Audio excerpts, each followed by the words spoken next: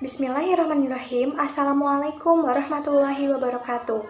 Perkenalkan, nama saya Tiana Firawanti, NPM 182151127 dari Program Studi Pendidikan Matematika, Fakultas Keguruan dan Ilmu Pendidikan Universitas Siliwangi. Dalam video kali ini, saya akan memaparkan isi dari proposal penelitian kuantitatif yang telah saya buat yang berjudul Pengaruh penggunaan model pembelajaran problem-based learning terhadap kemampuan koneksi matematis ditinjau dari kemandirian belajar peserta didik. Selamat menyaksikan.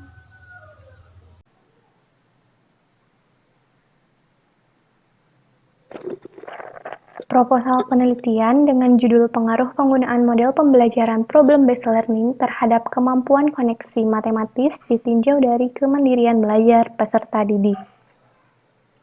Nah, yang pertama adalah latar belakang. Pendidikan merupakan dasar untuk membantu manusia dalam mengembangkan potensi diri agar mampu menghadapi setiap perubahan yang terjadi akibat kemajuan ilmu pengetahuan dan teknologi. Pendidikan juga sangat penting karena menjadi salah satu faktor dari perkembangan ilmu pengetahuan dan teknologi. Salah satu bidang studi yang merupakan bagian penting dalam upaya meningkatkan mutu pendidikan adalah matematika, karena matematika memiliki peranan penting dalam kehidupan sehari-hari maupun dalam ilmu pengetahuan lainnya untuk mengatasi persoalan sosial, ekonomi, dan alam. Oleh karena itu, mata pelajaran matematika perlu diberikan kepada semua peserta didik, mulai dari sekolah dasar, untuk membekali peserta didik dengan kemampuan berpikir logis, analitis, sistematis, kritis, kreatif, serta kemampuan bekerja sama. Konsep-konsep dalam matematika memiliki keterkaitan terlihat dengan jelas ketika mempelajari suatu konsep perlu memperhatikan konsep lain yang telah dipelajari sebelumnya. Kemampuan menghubungkan konsep dalam matematika disebut sebagai kemampuan koneksi. Kemampuan koneksi matematis yang baik akan membantu peserta didik dalam membangun pemahaman matematika yang baik pula. Kemampuan koneksi matematis peserta didik merupakan salah satu aspek kemampuan matematika penting yang harus dicapai melalui kegiatan belajar mengajar matematika. Sebab dengan mengetahui hubungan-hubungan matematika, peserta didik akan lebih memahami matematika dan juga memberikan mereka daya matematika lebih besar.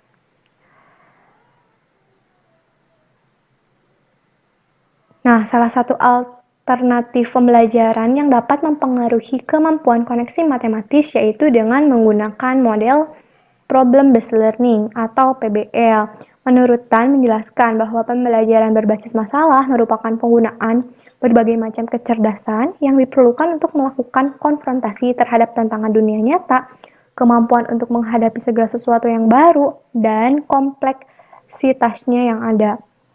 Problem-based learning merupakan suatu model pembelajaran yang diawali dengan sebuah permasalahan kontekstual sehingga diharapkan dapat membuka wawasan peserta didik dan mempelajari berbagai konsep serta mengaitkannya dengan kehidupan sehari-hari. Selain model pembelajaran, kemampuan koneksi matematis peserta didik dapat berkembang dengan baik jika peserta didik selama proses belajarnya mampu belajar secara mandiri. Kemandirian belajar peserta didik sangat berpengaruh terhadap hasil belajar matematika. Kemandirian belajar merupakan proses belajar di mana individu memiliki rasa tanggung jawab dalam merancang belajarnya dan menerapkan serta mengevaluasi proses belajarnya sendiri, sehingga dapat memperoleh hasil belajar yang optimal. Nah, berdasarkan uraian yang telah dipaparkan, maka peneliti tertarik untuk melakukan sebuah penelitian yang berjudul Pengaruh Penggunaan Model Pembelajaran Problem-Based Learning terhadap Kemampuan Koneksi Matematis ditinjau dari kemandirian belajar peserta didik. Nah, yang selanjutnya ada rumusan masalah. Berdasarkan latar belakang masalah yang telah dipaparkan, maka ada rumusan masalah dalam penelitian ini. Yang pertama, apakah terdapat pengaruh positif penerapan model pembelajaran problem-based learning terhadap kemampuan koneksi matematis peserta didik? Lalu yang kedua, apakah terdapat perbedaan kemampuan koneksi matematis peserta didik yang pembelajarannya menggunakan model pembelajaran based learning ditinjau dari kemandirian belajar? Dan yang ketiga, Bagaimana kemandirian belajar peserta didik dalam pembelajaran matematika dengan menggunakan model pembelajaran problem-based learning. Yang selanjutnya ada definisi operasional. Yang pertama, model pembelajaran problem-based learning. Model pembelajaran PBL adalah suatu pembelajaran menggunakan masalah nyata sebagai konteks bagi peserta didik untuk belajar tentang berpikir kritis dan keterampilan pemecahan masalah, serta untuk memperoleh pengetahuan dan konsep yang esensi dari mata pelajaran. Langkah-langkah dalam proses pembelajaran PBL ini yaitu fase pertama, yakni orientasi peserta didik terhadap masalah. Fase kedua, mengorganisasikan peserta didik untuk belajar. Fase ketiga, membimbing penyelidikan individu ataupun kelompok. Fase 4, mengembangkan dan menyajikan hasil karyanya. Fase 5, menganalisis dan mengevaluasi proses pemecahan masalah. Lalu ada pembelajaran langsung. Pembelajaran langsung adalah suatu pembelajaran yang dirancang khusus untuk meningkatkan pembelajaran faktual yang terstruktur dengan baik, yang dapat diajarkan secara langkah demi langkah dan dimaksudkan untuk membantu peserta didik menguasai pengetahuan prosedural yang dibutuhkan untuk melakukan berbagai keterampilan yang baik, yang sederhana maupun yang kompleks. Adapun langkah-langkah dalam pembelajaran langsung, yaitu fase persiapan, fase demonstrasi, fase pelatihan terbimbing, fase mengecek pemahaman dan memberikan umpan balik, serta fase pelatihan lanjutan dan penerapan konsep atau mandiri. Nah, selanjutnya ada kemampuan koneksi matematis. Kemampuan koneksi matematis merupakan suatu kemampuan mengaitkan konsep-konsep dalam matematika, serta mengaitkan konsep matematika dengan bidang lain, baik itu dengan bidang studi lain ataupun dalam kehidupan sehari-hari.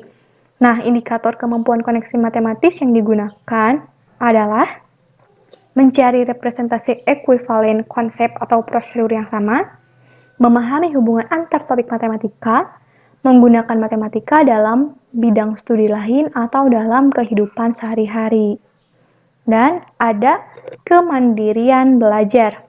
Kemandirian belajar merupakan kemampuan untuk mengendalikan sekaligus mengatur pikiran, perasaan, serta tindakan dan kegiatan belajar aktif serta bebas untuk menguasai suatu kompeten tertentu yang proses dan kegiatan belajarnya bersumber dari peserta didik itu sendiri. Dalam mencapai suatu kompetensi tertentu dengan kemandirian belajar, berarti peserta didik bebas dalam menentukan arah belajarnya, rencana belajarnya, serta sumber belajarnya.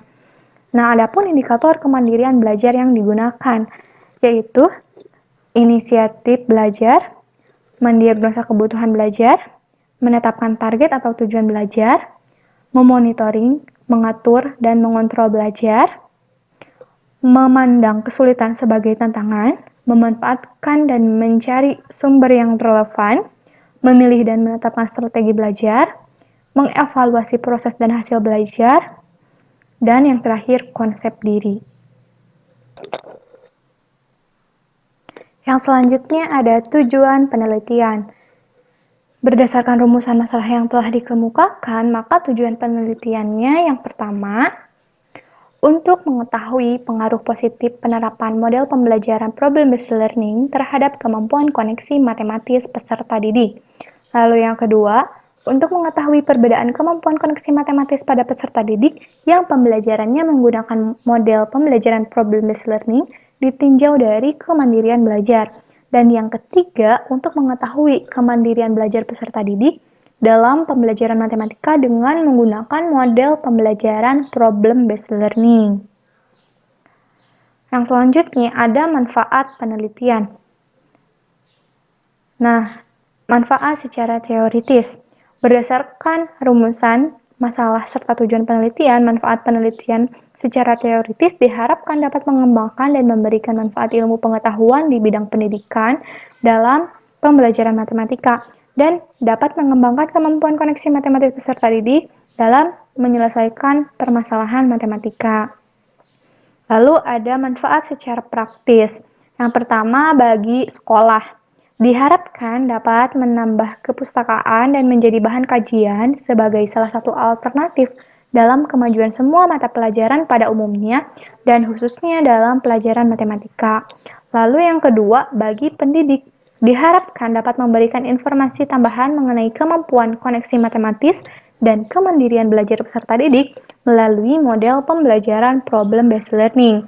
Dan ketiga, bagi peserta didik, diharapkan agar dapat mengembangkan serta meningkatkan kemampuan koneksi matematis peserta didik. Selain itu, setiap peserta didik diharapkan dapat meningkatkan kemandirian belajar yang ia miliki agar keberhasilan belajar menjadi lebih optimal. Dan yang keempat, manfaat bagi peneliti. Diharapkan dapat menambah wawasan, pengetahuan, serta pengalaman yang dapat dijadikan sebagai tolak ukur bagi calon pendidik mengenai kemampuan koneksi matematis dan kemandirian belajar peserta didik melalui model pembelajaran problem-based learning. Yang selanjutnya ada landasan teori. Dalam landasan teori ada kajian teori. Nah, kajian teori yang pertama yaitu mengenai model pembelajaran problem-based learning. Problem-based learning atau PBL merupakan model pembelajaran yang melibatkan peserta didik untuk memecahkan masalah dan menjelaskan fenomena-fenomena dunia nyata dengan melalui beberapa tahap sehingga diharapkan peserta didik mampu mempelajari pengetahuan yang berkaitan dengan suatu masalah. Menurut DAK, menjelaskan bahwa PBL merupakan model pembelajaran yang memiliki ciri adanya permasalahan nyata sebagai konteks untuk peserta didik belajar berpikir kritis dan keterampilan memecahkan masalah serta memperoleh suatu pengetahuan.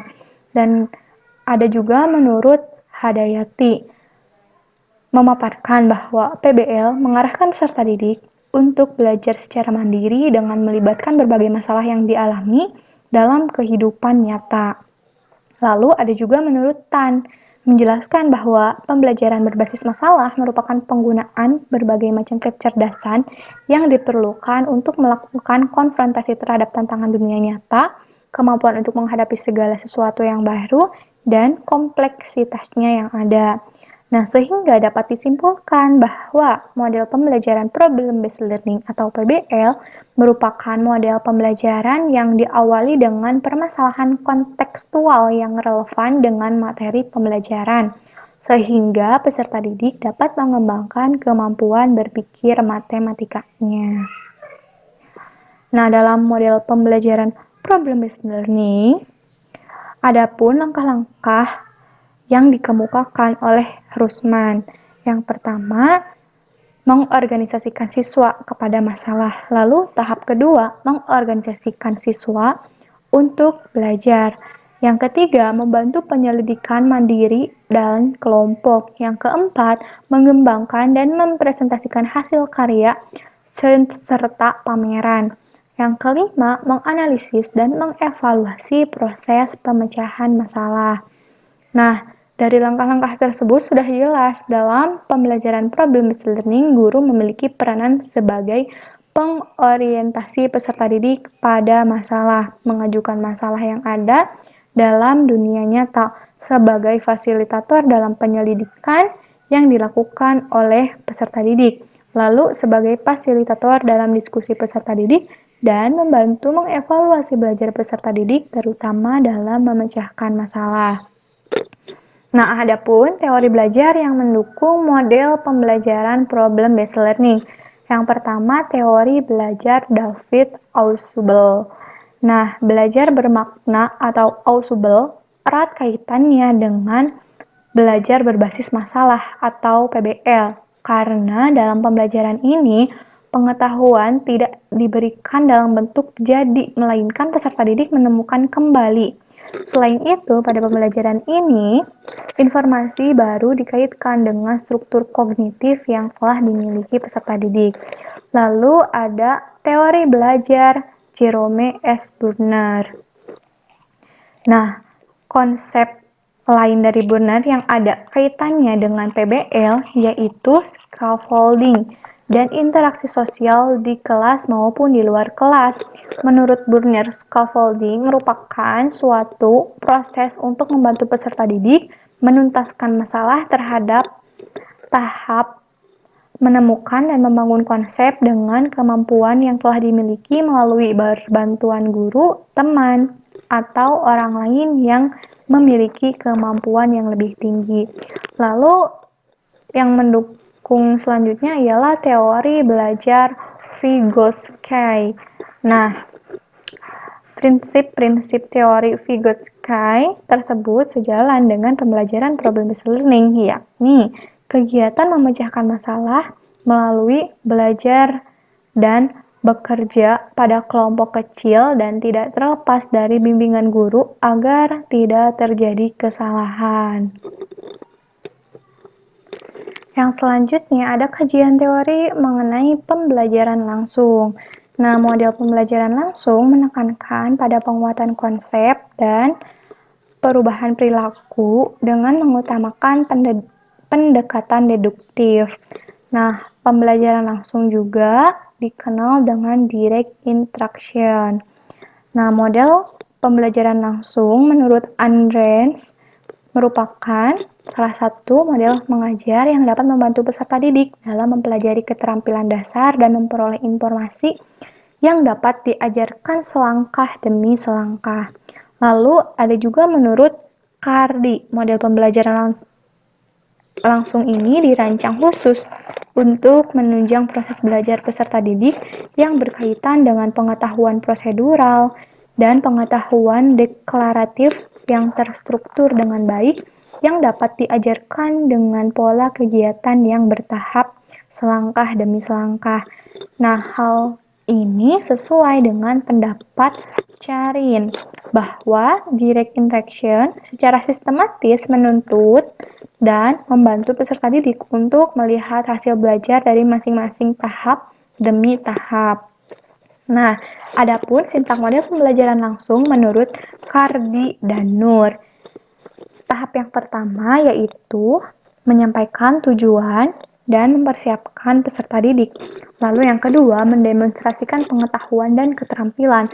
Yang ketiga, membimbing pelatihan. Yang keempat, mengecek pemahaman dan memberikan umpan balik.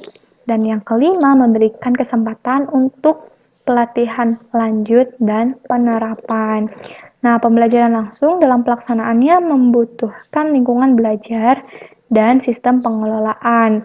Tugas-tugas yang terkait dalam mengelola lingkungan belajar selama pembelajaran langsung hampir identik ketika guru melakukan presentasi di depan kelas, sehingga dapat disimpulkan bahwa model pembelajaran langsung berpusat pada guru, tetapi harus menjamin adanya keterlibatan peserta didik.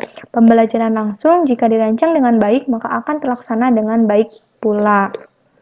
Nah, adapun teori belajar yang mendukung model pembelajaran langsung. Yang pertama ada teori belajar Ausubel. Nah, teori Ausubel mendukung pembelajaran langsung karena menurut Ausubel, pengetahuan diperoleh melalui penerimaan. Peserta didik hanya menerima informasi atau pengetahuan hanya dengan mendengarkan atau menulis apa yang disampaikan oleh guru. Lalu yang kedua, teori belajar Albert Bandura. Nah, Bandura mendukung pembelajaran langsung karena menurut Bandura, orang dapat belajar melakukan sesuatu hanya dengan mengamati kemudian mengulangi apa yang dilihat. Yang selanjutnya ada kemampuan koneksi matematis. Koneksi berasal dari kata connection. Menurut Warih, Patra, dan Raharjo, kemampuan koneksi matematis adalah kemampuan seseorang dalam menyajikan sebuah hubungan internal dan eksternal dalam matematika yang meliputi koneksi antar topik matematika, koneksi antar matematika dengan disiplin ilmu lain, dan koneksi antar matematika dengan kehidupan sehari-hari. Lalu yang kedua, menurut Sumarno, kemampuan koneksi matematis merupakan kemampuan dasar untuk mengaplikasikan konsep matematika dalam masalah nyata. Lalu ada juga menurut Suhandri, Nufus, dan Nurdin menjelaskan bahwa dengan memahami koneksi, peserta didik akan memahami bahwa konsep-konsep matematika saling terintegrasi, bukan topik-topik yang saling terpisahkan. Nah, berdasarkan Beberapa pendapat tersebut sehingga dapat disimpulkan bahwa kemampuan koneksi matematis merupakan suatu kemampuan mengaitkan konsep-konsep dalam matematika, serta mengaitkan konsep matematika dengan bidang lain, baik itu dengan bidang studi lain ataupun dalam kehidupan sehari-hari. Kemampuan koneksi matematis merupakan suatu bagian penting yang harus dikuasai, harus dibangun dan dipelajari oleh setiap peserta didik di jenjang pendidikan. Nah, adapun indikator kemampuan koneksi matematis yang digunakan dalam penelitian ini yang pertama, mencari representasi ekuivalen konsep atau prosedur yang sama. Yang kedua, memahami hubungan antar topik matematika. Yang ketiga, menggunakan matematika dalam bidang studi lain atau dalam kehidupan sehari-hari. Lalu ada kemandirian belajar. Nah, kemandirian belajar merupakan salah satu faktor yang dapat mempengaruhi kemampuan koneksi matematis peserta didik. Nah, kemandirian belajar menurut Isnaini, Fajriyah, Rizky, Purwaningsi, dan Hidayat adalah suatu kondisi aktivitas belajar peserta didik yang tidak bergantung pada orang lain. Lalu ada juga menurut Trianti, Budiarti, dan Trisna. Kemandirian dalam belajar berarti peserta didik mempunyai kesadaran untuk belajar, mampu menentukan langkah-langkah yang harus diambil dalam kegiatan belajar, mampu mendapatkan sumber belajar sendiri, serta melakukan kegiatan evaluasi dan refleksi terhadap kegiatan pembelajaran yang telah ia lakukan. Lalu ada juga menurut Desmita, kemandirian belajar merupakan sebuah kemampuan untuk mengandalkan dan mengatur pikiran, perasaan, dan tindakan sendiri secara bebas serta berusaha sendiri untuk mengatasi perasaan-perasaan malu dan keraguan-raguannya.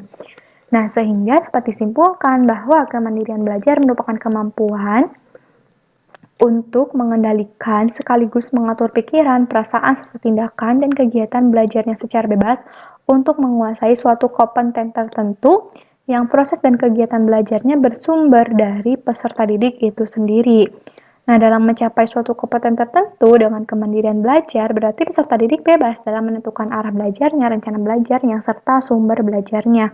Sehingga peserta didik dapat belajar dalam mengembangkan diri dan keterampilannya dengan cara sendiri, dengan berbagai cara agar mencapai sebuah hasil yang optimal. Nah, adapun indikator kemandirian belajar yang diambil dalam penelitian ini yaitu inisiatif belajar, mendiagnosa kebutuhan belajar, menetapkan target dan tujuan belajar, memonitoring, mengatur, dan mengontrol belajar, memandang kesulitan sebagai tantangan, memanfaatkan dan mencari sumber yang relevan, memilih dan menetapkan strategi belajar, mengevaluasi proses dan hasil belajar, dan yang terakhir konsep diri.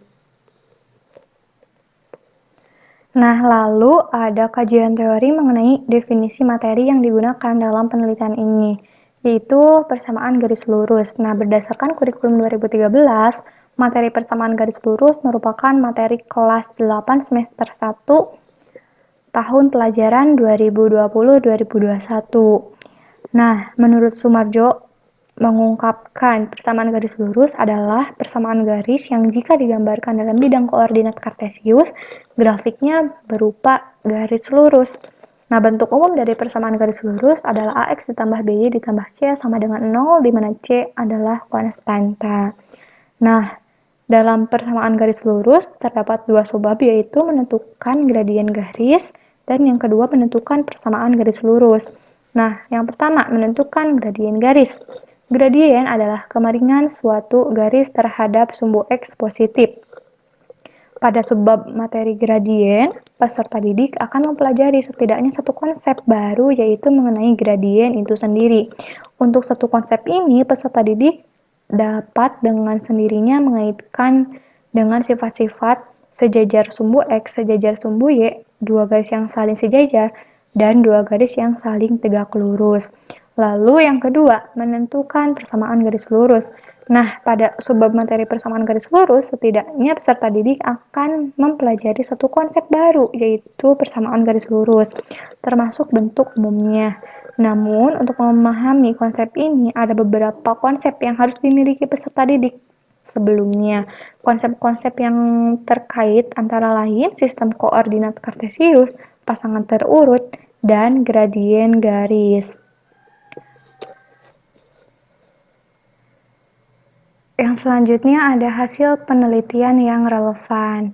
Nah, yang pertama penelitian oleh Masito Ida Ayu pada tahun 2016.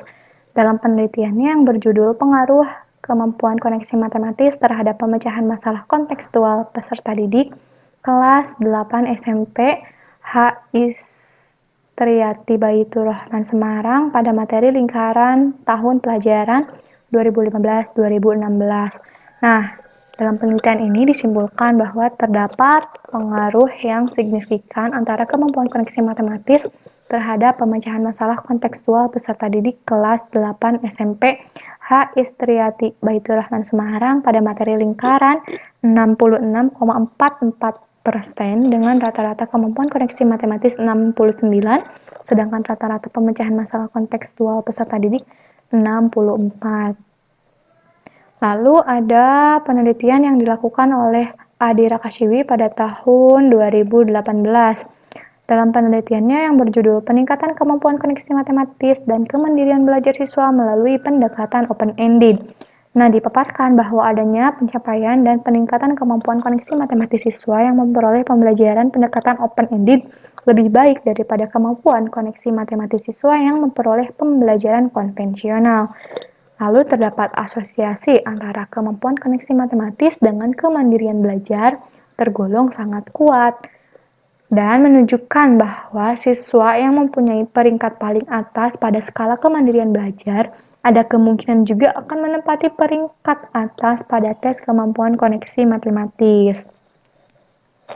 Lalu ada juga penelitian yang dilakukan oleh Hayati dan Gina pada tahun 2014 yang berjudul Pengaruh Penerapan Pembelajaran Matematika Realistik terhadap Kemampuan Koneksi Matematis Peserta Didik kelas 7 SMP Negeri 4 Tasikmalaya. Nah, dipaparkan bahwa adanya pengaruh positif penerapan pembelajaran matematika realistik terhadap kemampuan koneksi matematis peserta didik, kemandirian belajar peserta didik pada pembelajaran matematika yang pembelajarannya menerapkan pembelajaran matematika realistik termasuk dalam kategori tinggi. Yang selanjutnya ada kerangka teoritis. Nah, terdapat permasalahan koneksi matematis dan kemandirian belajar peserta didik. Nah, kemampuan koneksi matematis belum menjadi fokus utama dalam pembelajaran. Lalu, pembelajaran matematika kurang dalam meningkatkan aktivitas peserta didik dalam pembelajarannya. Kemudian, kemandirian belajar merupakan bagian yang terpenting dalam aspek efektif peserta didik. Nah, sehingga perlu adanya peningkatan aktivitas pembelajaran, yaitu melalui model pembelajaran Problem Based Learning atau PBL. Nah, kemampuan koneksi matematis juga merupakan bagian penting dalam kemampuan berpikir tingkat tinggi. Nah, sehingga dilakukanlah sebuah penelitian mengenai kemampuan koneksi matematis dan kemandirian belajar dapat ditingkatkan melalui model pembelajaran Problem Based Learning atau PBL.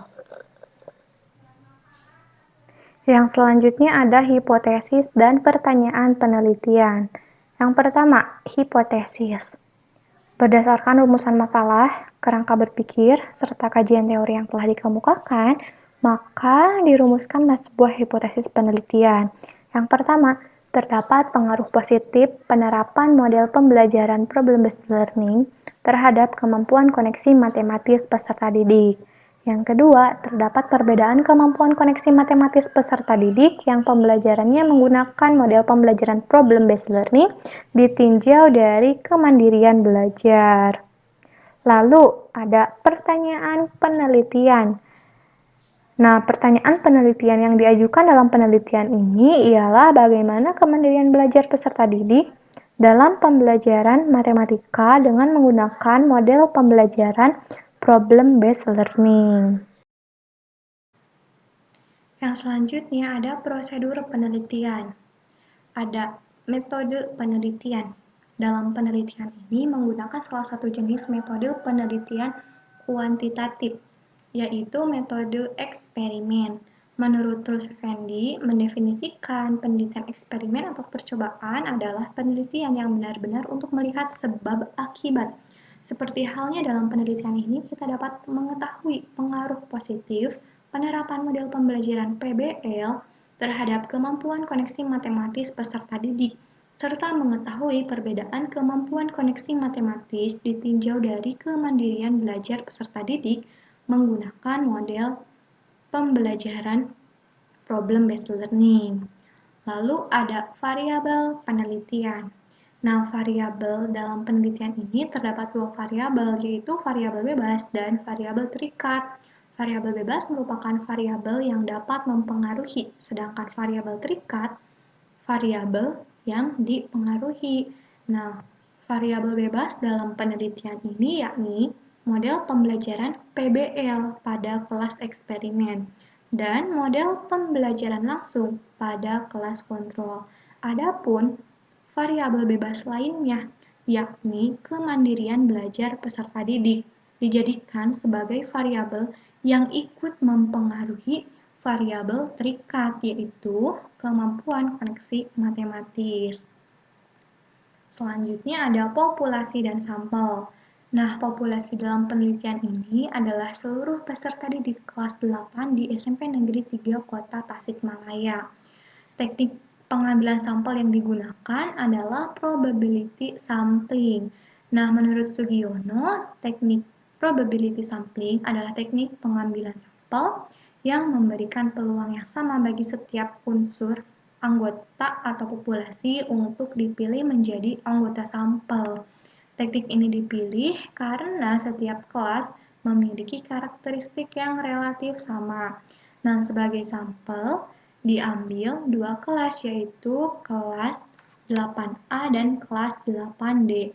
Kelas 8A sebagai kelas eksperimen dan kelas 8D sebagai kelas kontrol yang menggunakan model pembelajaran langsung. Lalu ada desain penelitian. Nah, dalam penelitian ini hanya dilakukan dengan post-test, yaitu tes kemampuan koneksi matematis. Menurut Truls Effendi, desain penelitiannya adalah sebagai berikut. Dapat dilihat ada A, X, dan O. Nah, A ini pengambilan sampel secara acak menurut kelas, dan X ini perlakuan dengan menggunakan model pembelajaran PBL, dan O merupakan post-test kemampuan koneksi matematis peserta didik. Lalu ada teknik pengumpulan data. Nah, dalam penelitian ini menggunakan metode pengumpulan data yang pertama memberikan tes kemampuan koneksi matematis. Nah, tes ini terdiri dari 3 soal bentuk uraian dengan materi persamaan garis lurus. Soal tes bentuk uraian diberikan dengan tujuan untuk mengungkap penguasaan dalam pemahaman dan penguasaan dalam menyelesaikan permasalahan berdasarkan konsep-konsep dalam matematika. Soal yang diberikan disesuaikan dengan indikator kemampuan koneksi matematis agar dapat mengukur kemampuan koneksi matematis peserta didik. Lalu, yang kedua, penyebaran angket kemandirian belajar. Nah, penyebaran angket ini dilakukan untuk mengetahui perbedaan kemandirian belajar peserta didik yang pembelajarannya menggunakan model pembelajaran problem-based learning. Penyebaran angket ini dilaksanakan pada akhir pembelajaran.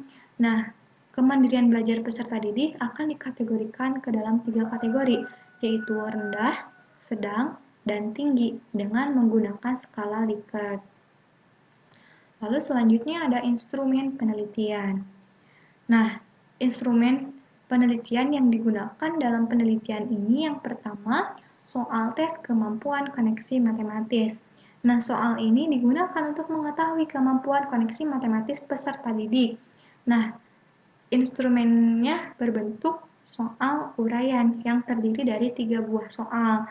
Soal tersebut dibuat berdasarkan indikator kemampuan koneksi matematis menurut MCTM, yaitu yang pertama mencari representasi ekuivalen atau prosedur yang sama, lalu memahami hubungan antara topik matematika, lalu menggunakan matematika dalam bidang studi lain atau dalam kehidupan sehari-hari. Nah, lalu yang kedua ada angket kemandirian belajar. Nah, angket ini digunakan untuk membagi peserta didik ke dalam 3 kategori, yaitu yang memiliki kemandirian belajar rendah, sedang, dan tinggi. Nah, angket kemandirian belajar ini terdiri dari 36 pernyataan, yaitu 18 pernyataan positif dan 18 pernyataan negatif.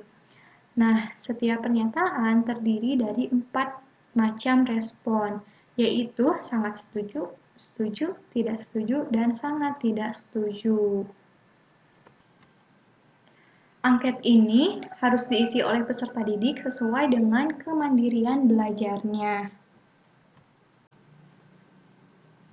Nah, agar data yang diperoleh dapat diyakini keabsahannya, maka sebelum soal diujikan ke sampel penelitian, maka perlu diuji terlebih dahulu validitas dan reliabilitas instrumen terhadap peserta didik di luar sampel penelitian.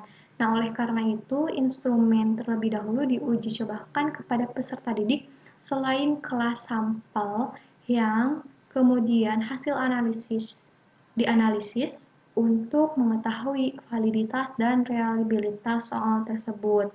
Nah, yang pertama, uji validitas butir soal. Nah, koefisien validitas butir soal dapat dicari dengan menggunakan rumus produk momen.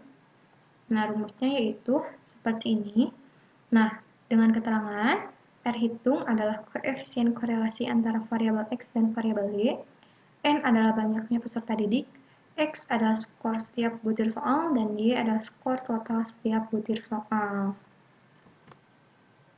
Untuk mengetahui validitas soal tinggi, sedang, dan rendah, maka perlu diinterpretasikan terlebih dahulu. Maka kriteria yang digunakan yaitu menurut Ridwan. Antara 0,8 sampai dengan 1 tergolong sangat tinggi. Antara 0,6 sampai dengan 0,799 tergolong tinggi. Antara 0,4 sampai dengan 0,599 tergolong cukup tinggi. Antara 0,2 sampai dengan 0,399 tergolong rendah. Antara 0,0 sampai dengan 0,1 tergolong sangat rendah atau tidak valid. Selanjutnya, koefisien korelasi diuji menggunakan uji T. Nah, yaitu T hitung sama dengan R dikali akar N dikurangi 2 per akar 1 dikurangi R pangkat 2. Dengan keterangan T sebagai nilai T hitung, R yaitu koefisien validitas butir soal, dan N adalah jumlah peserta didik. Nah, untuk mengetahui interpretasi terhadap hasil T hitung digunakan alfa sama dengan 5%. Dan derajat kebebasan yaitu dk sama dengan N dikurangi 2. Dengan kaidah keputusannya yaitu jika T hitung lebih besar atau sama dengan dari T tabel, maka butir soal dikatakan valid. Jika T hitung kurang dari atau sama dengan T tabel, maka butir soal dikatakan tidak valid. Nah, untuk butir soal yang tidak valid, maka dapat diperbaiki atau dihilangkan. Lalu yang selanjutnya ada uji reliabilitas soal. Nah, sebelumnya, reliabilitas menurut Arikunto menunjukkan bahwa suatu pengertian bahwa suatu instrumen cukup dapat dipercaya untuk digunakan sebagai alat pengumpulan data karena instrumen tersebut sudah cukup baik. Nah, rumus yang digunakan untuk mencari koefisien reliabilitas menggunakan rumus Alpha-Kornbach. Nah, rumusnya yaitu seperti ini dapat dilihat.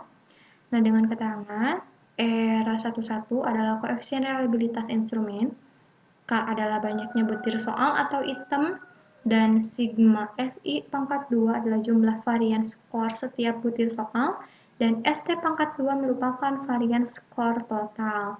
Nah, tolak ukur untuk menginterpretasikan derajat reliabilitas alat evaluasi dapat digunakan tolak ukur yang dibuat oleh Guilford dalam Jihad dan Abdul Haris, yaitu dari 0 sampai 0,2 derajat reliabilitasnya sangat rendah.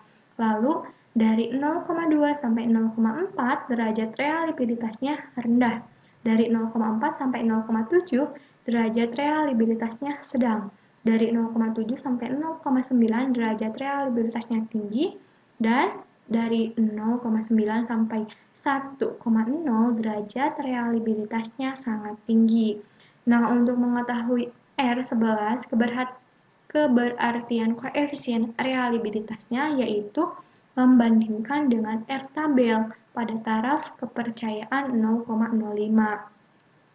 Jika R11 lebih besar dari R tabel, maka berarti reliable.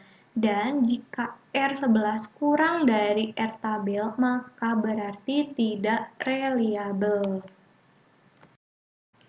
Nah, yang selanjutnya ada teknik analisis data. Dalam teknik analisis data terdapat 3 bagian.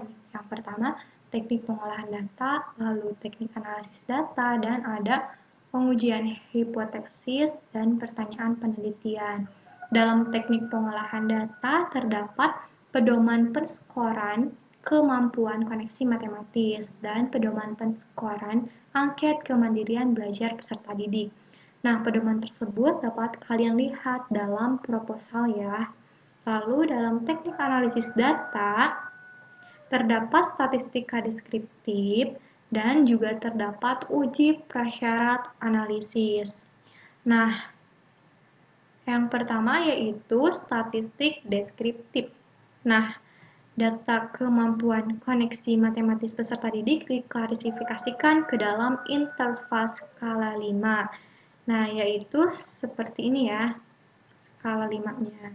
Nah, lalu peserta didik dikatakan lulus atau memenuhi KKM apabila peserta didik menguasai minimal 75% dari materi yang dipelajari atau setara dengan skor 9 pada kemampuan koneksi matematis. Nah, ini merupakan klasifikasi nilai kemampuan koneksi matematis peserta didik. Lalu selanjutnya ada uji prasyarat analisis. Nah, yang pertama uji normalitas. Nah, dilakukan untuk mengetahui apakah data yang berasal dari tes kemampuan koneksi matematis di kelas eksperimen dan di kelas kontrol berdistribusi normal. Nah, digunakan uji C kuadrat. Nah, dengan rumus seperti ini ya.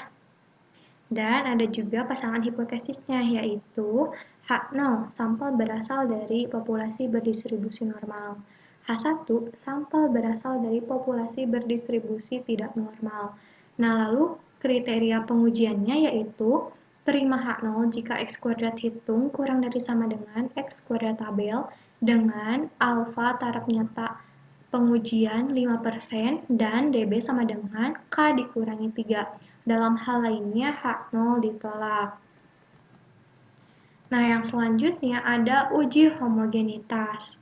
Nah, untuk hipotesis pertama, pasangan hipotesisnya seperti ini. Nah, sigma 1 kuadrat merupakan parameter varians kelompok eksperimen, sedangkan sigma 2 kuadrat merupakan parameter varians kelompok kontrol.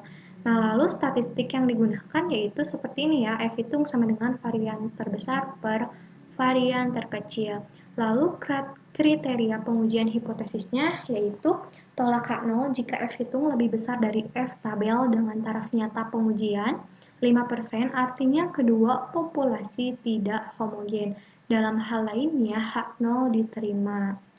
Lalu untuk hipotesis kedua, nah uji homogenitas yang digunakan yaitu uji Ballrate. Nah, pasangan hipotesisnya seperti ini ya. H0-nya gini, H1-nya ini. Nah, lalu statistik yang digunakan ialah seperti ini. X kuadrat sama dengan, nah ini ya. Nah, adapun kriteria pengujian hipotesis yaitu tolak H0 jika X kuadrat hitung lebih besar dari X kuadrat tabel dengan alfa taraf nyata pengujian 5%, artinya kedua populasi tidak homogen. Dalam hal lainnya hak nol diterima. Lalu selanjutnya pengujian hipotesis dan pertanyaan penelitian. Nah, yang pertama pengujian hipotesis. Nah, pengujian hipotesis untuk mengukur pengaruh positif penerapan model pembelajaran problem-based learning terhadap kemampuan koneksi matematis. Nah, menurut Somantri, Ating, dan Sambas, rumus pengujian dua sampel bebas dan kedua varian populasinya tidak diketahui tetapi diasumsikan sama, yakni seperti ini. Nah, dengan pasangan hipotesis, H0 yaitu mu X kurang dari atau sama dengan mu Y, dan H1 mu X lebih besar dari mu Y. Nah, mu X adalah parameter varians kelompok eksperimen, sedangkan mu Y adalah parameter eksperimen kelompok kontrol. Nah, adapun pasangan hipotesis yang diajukan yaitu H0, kemampuan koneksi matematis peserta didik yang pembelajarannya menerapkan pembelajaran PBL tidak lebih baik atau sama dengan kemampuan koneksi matematis peserta didik yang pembelajarannya menerapkan pembelajaran langsung. H1. Kemampuan koneksi matematis peserta didik yang pembelajarannya menerapkan pembelajaran PBL lebih baik daripada dengan kemampuan koneksi matematis peserta didik yang pembelajarannya menerapkan pembelajaran langsung. Nah, berdasarkan hipotesis tersebut, maka uji statistik yang digunakan adalah uji perbedaan dua rata-rata. Nah, rumusnya seperti ini. Nah, dengan keterangan S gabungan yaitu standar deviasi gabungan. Lalu DK-nya yaitu N1 ditambah N2 dikurangi 2. Lalu X1 bar, nah rata sampel dari kelas eksperimen. Dan Y1 bar merupakan rata sampel dari kelas kontrol.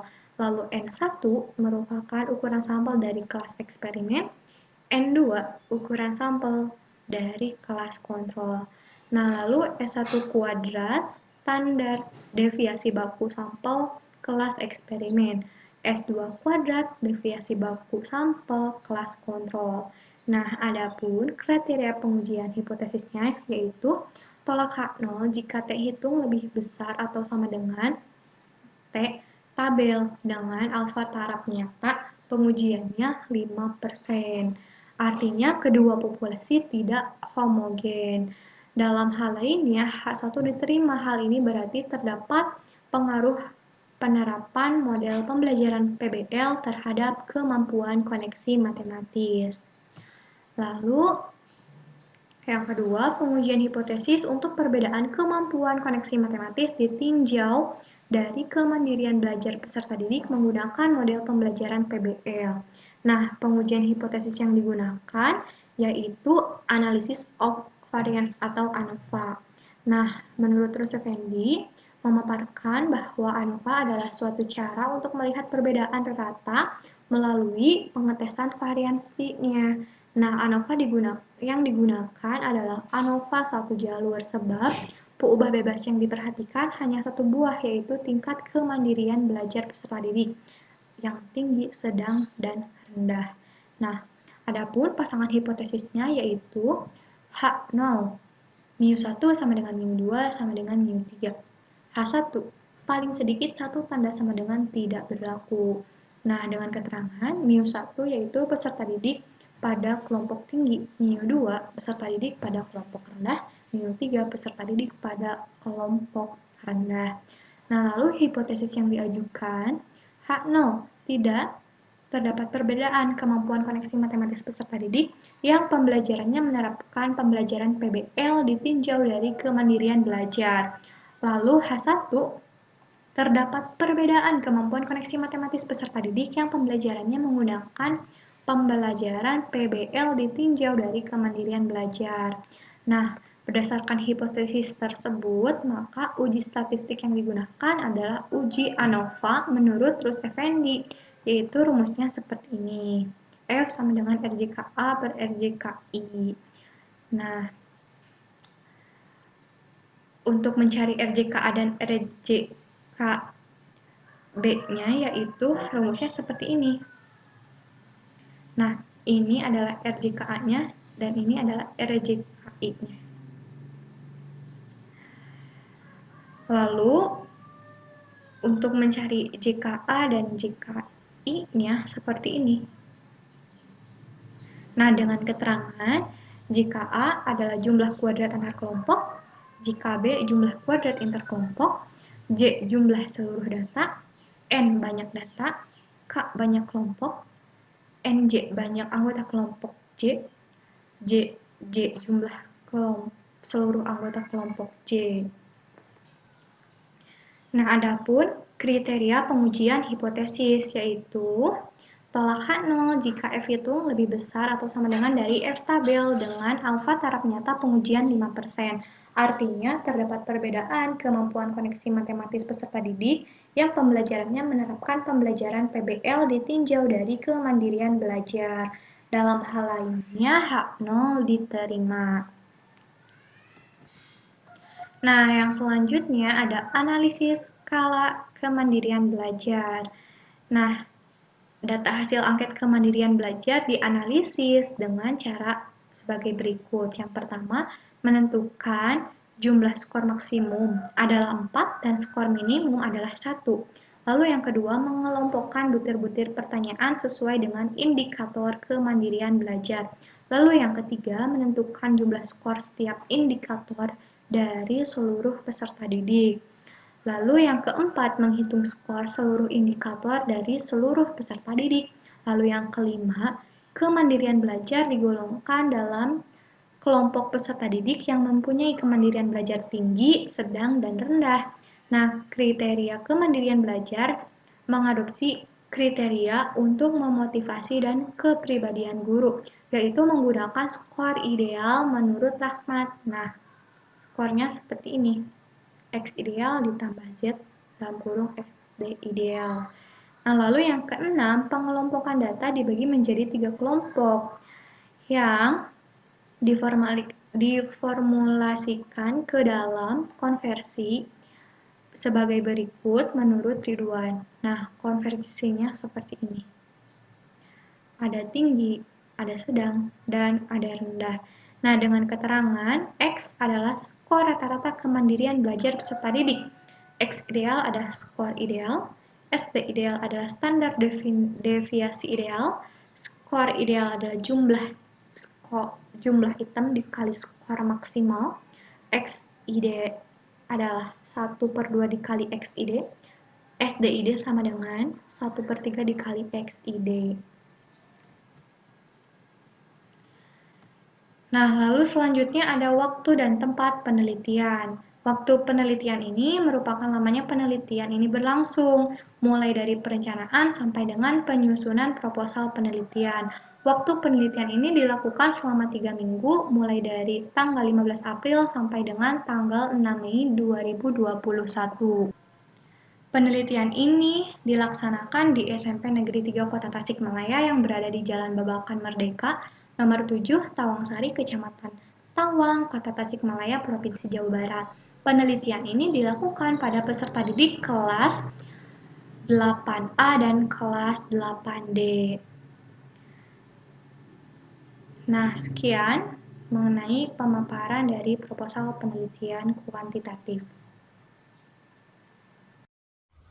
Sekian video mengenai pemaparan isi dari proposal penelitian kuantitatif yang telah saya buat. Mohon maaf apabila banyak kesalahan. Terima kasih bagi yang sudah menonton video ini. Wassalamualaikum warahmatullahi wabarakatuh.